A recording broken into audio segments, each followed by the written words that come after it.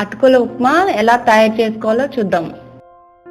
ముందుగా ఒక గిన్నెలోకి నీళ్లు తీసుకొని అందులో అటుకులు వేసుకోవాలి.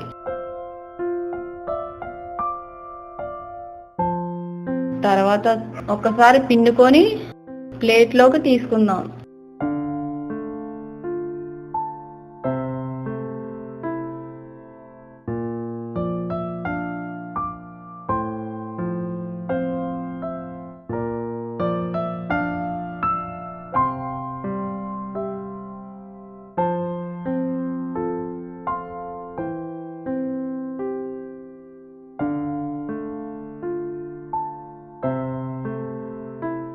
ఇప్పుడు స్టవ్ పై బాండీ పెట్టుకొని 3 స్పూన్ ఆయిల్ వేసుకోవాలి.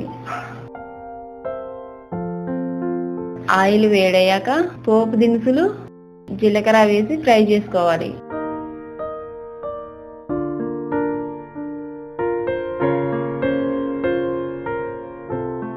ఇప్పుడు పల్లీలు,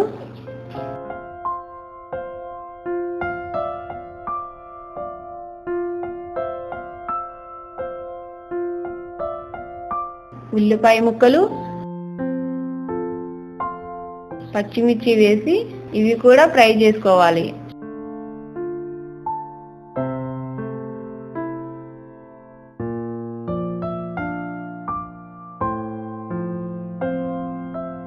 తర్వాత టమాటా ముక్కలు వేసి మగ్గించుకోవాలి.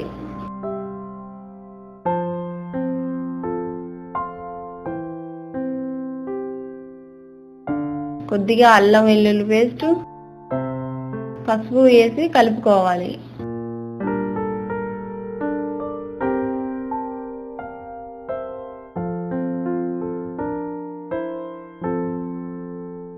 ఇది మగ్గిపోయింది.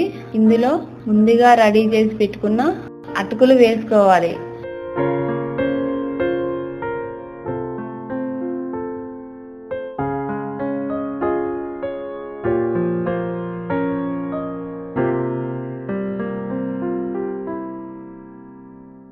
ఇప్పుడు సరిపడా ఉప్పు వేసి కలుపుకోవాలి.